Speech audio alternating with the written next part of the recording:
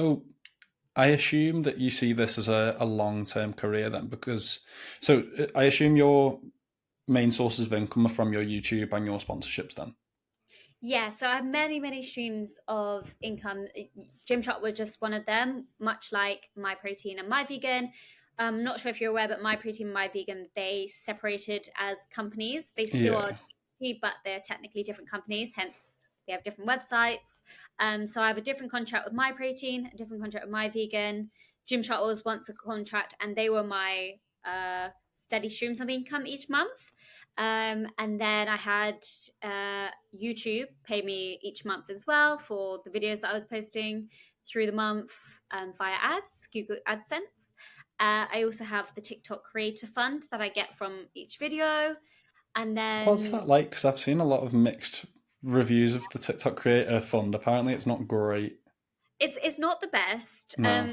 YouTube definitely pays better, but that's because I upload more on YouTube. I Right. kind of have the TikTok creator fund as like pocket money. That's what I call it. If I want a coffee from Starbucks, I don't mind using the creator fund because it's Right. like money that is just there. So I just go through my creator fund and then just transfer and stuff. And then I have separate brand deals from uh, different brands each month that my manager organizes for me to have. For Ah, example, okay. Yeah. Love Raw is the company that I'm working with next. They give me a brief to follow. I create content for them. They double check it, and then I'm able to release it on my page, which it hasn't been released yet. But that's kind of the process of it all. Okay. Yeah. So, do you see this as a long-term career then, or do you see it as more of a shorter thing that at some point you're going to have to potentially do something different? Yeah, so content creating is incredible, and I think anyone can do it if you put your mind to it. And it's an amazing job, actually. Like you can earn a living from it, as many people have proven. But in terms of long term, whether people want to watch me when I'm 40 and 50, probably not going to happen. But I don't know what the future holds. So with thinking that in my head, just being logical, I really want to create my own business, and like that would be the end goal. I would love to create my own bar, sorry, much like Misfits, and be their competition, because I think I would really shine in doing that. It's just I would have to get on board with things like talking to investors to be invest in my plan and stuff like that. And I've from a young stage of my influencer journey, I've planned what I would love to create if I was able to sell in stores like Tesco's and Sainsbury's, which would be insane for me. But that is in my mindset and the kind of end goal to all of this, and still build content around that business and people kind of like watch my lifestyle. Yeah. Okay, so you potentially move away from the sort of fitness content towards your obviously lifestyle and building a brand and then using that to essentially market the brand as well. Yeah, exactly. Because I have the audience for it, and I'm so like loving of my audience and community. I think they would stick by that as well, and would love to support that, and love me to go through that journey too. I love engaging with my community. I host picnics in London for absolute anyone to come along, and I'm anytime that I meet anyone that follows me, I'm like, it's just such an amazing feeling. I'm so appreciative and respectful of them for just supporting, whether that be a like, a comment, whatever. Like, I just love it so much. And that is always why I've loved being a content creator, the kind of engagement and community aspect to it, talking to people on a daily, talking to people in real life. I used to speak to people in my job role. They'd come in for an x-ray and they knew who I was, and it was crazy. I loved it. Yeah, it is mad. I think it's only happened to me once, and it was, I'm pretty sure, the first weekend all the pubs opened after lockdown. Yeah. And I was on a night out in Liverpool. I'd just been out to watch the football with the lads. Yeah. And then I swear it was about 2 or 3 a.m. in the morning. I was going into this club with my mates, and some lad stopped and went, "You're that lad that posts the gym videos on Instagram?" And I was sort of getting dragged into the club by my mate at the same time. I was like, "How the hell do you know who I am?" Like, Yeah. it blew my mind because I've only got like 3,500 followers on Instagram, Well, but I it's don't such a weird thing. yeah, you say only, but if you think about 3,000 people, like I can't even comprehend like 111,000 that I have, but It's like 3,000 bigger than most football stadiums that are following you. Like, it's insane. Yeah, I just think so. People look at this following and think nothing of it, and you do get like that. You think you want more and more and more because you just that is just the whole game of it Human all. Like, nature. yeah, you constantly want growth and all that, and I get that, but I don't think that's the focus. I think you should focus on what you have, and it's just really fulfill that because it's amazing. I just like I have been approached quite a few times, to be fair, and it does scare me still. But I love it. Once they say hi, I'm like, oh my God, hello. And I just carry on with the conversation. I think they're shocked that I'm talking too much and then they want to go, but I'm talking too much, so they can't go. But yeah, I I think had it is that. good though.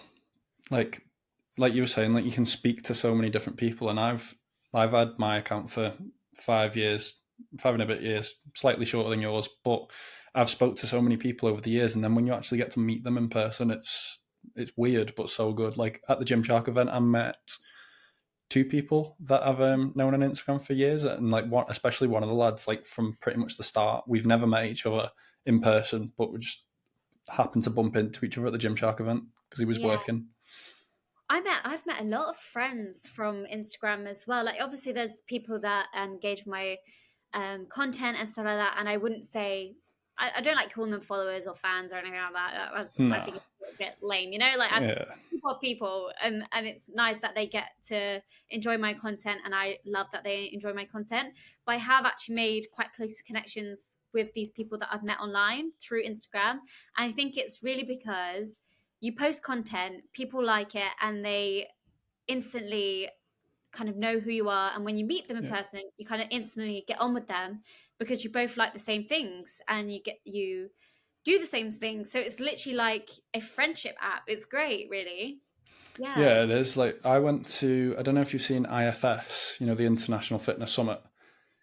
Oh, I don't think I've seen that. No. So it's like a big, it's mainly more for like businesses and PTs to go to, but they do some like general motivational talks and stuff.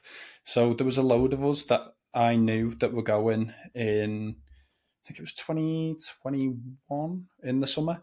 So I knew that there was about 15 to 20 of us that were all going, but for some reason they didn't know each other. So I just made Yeah. a massive group chat. We were all there and we sort of all met up at this event. And now there's three girls off the back of that. I don't think they knew each other before. Two of them definitely didn't. But now they're all like best mates and I'm pretty sure they're all in Bali at the moment. I saw on. Oh, I love It's, it. I was like, they've been living with each other and all sorts. Oh, I love it. It's such an amazing platform if you use it properly. 100%. And I think that that's nice that yeah, we get people like ourselves that are friendly, you know, because Yeah. there's the creeps online and then there's the haters and trolls and stuff, but you do find genuine people that like genuinely look out for others and support others, and I really really love and respect that. Yeah, definitely. Like I've moved to a new gym recently, and quite a few of them started following me off the back of it because I've started putting quite a lot of content in there.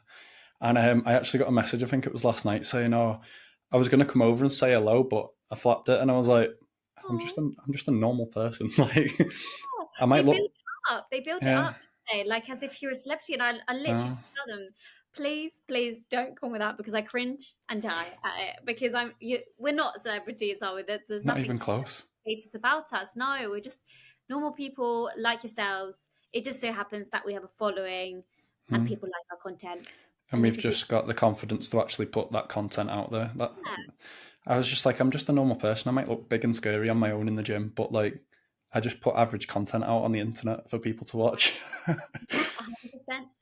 Yeah, definitely. And going back on what you were saying about being confident and posting that, that's what I think restricts a lot of people because my friendship group, a lot of them are from my radiography job, and I've kept close connections with them. They always tell me, "Oh, I could never do what you do, Layla," and it's because they are confident people, but I don't think they're confident to share their life for Yeah, because we are all strangers to each other for yeah, other strangers to view and judge, you know. But yeah, that confidence and like enjoyment that you get from it is where you go further, because if you see it as that and you just enjoy the process, then you will go far with it type thing. I think a lot of yeah, people they get so figured on the number game that it just makes them kind of disheartened if things don't work out. yeah. I think a lot of people don't post it because not mainly because of confidence. They just don't want to open up to that potential hate that they might get or comments off people. Yeah. Like when I first started my account, it was still pretty early days to start fitness accounts, and it wasn't really a thing. So like I used to have my mates taking the mick out of me all the time, like people that I used to go to school with. So I just blocked quite a lot of them to begin with, and now I've unblocked them all because I don't really care. But Yeah. it's if you enjoy doing something, then just go do it. Like 100%. Yeah. who cares what people think?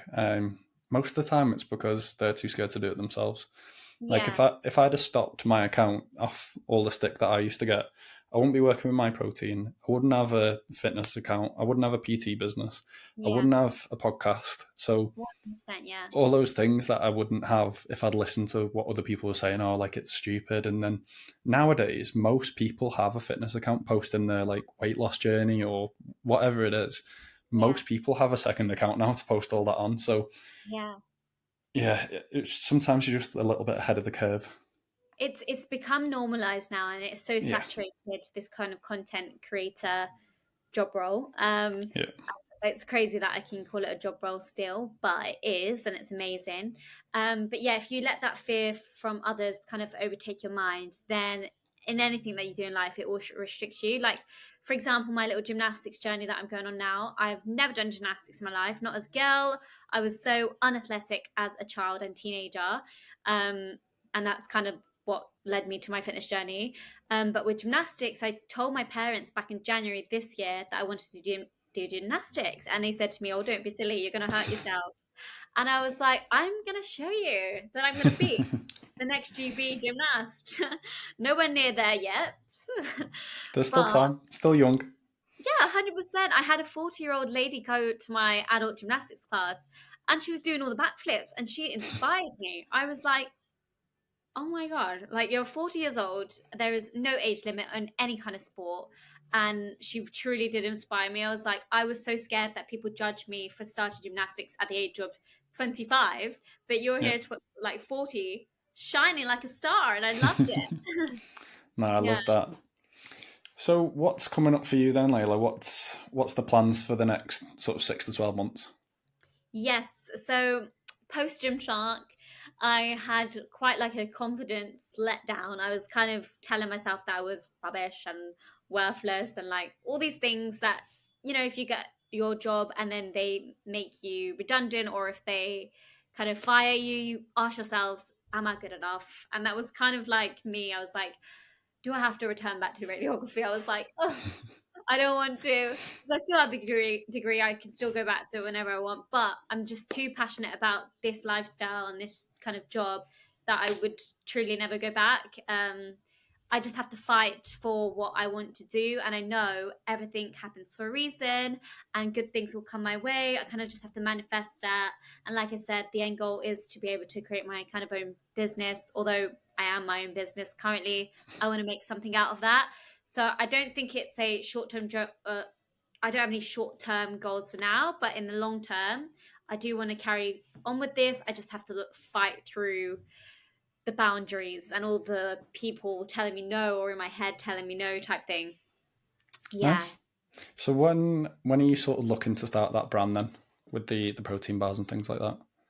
Yeah, so my management are actually looking for people to invest in their influencers. So they want to have investors in their management Okay. agency.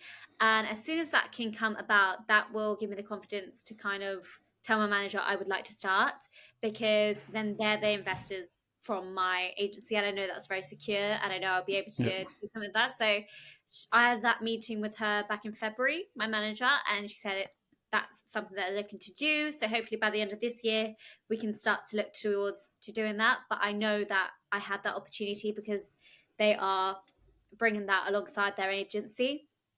But I have no set date or anything like that. I just know that I can be able to do that through that opportunity.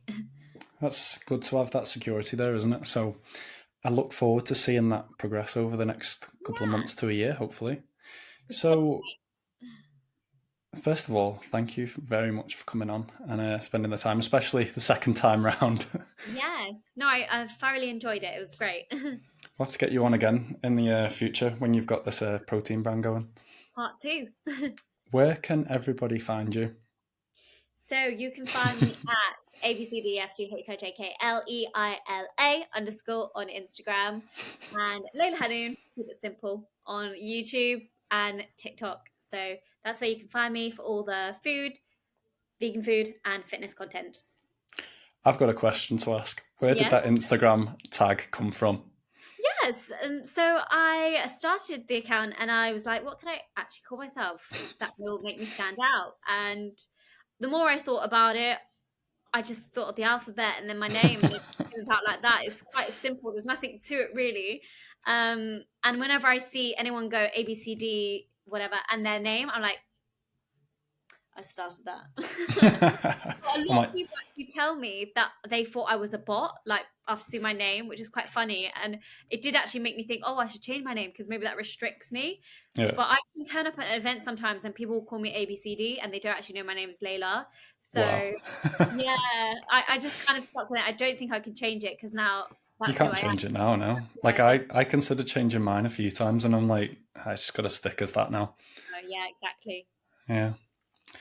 Well, thank you very much for coming on. Thank you.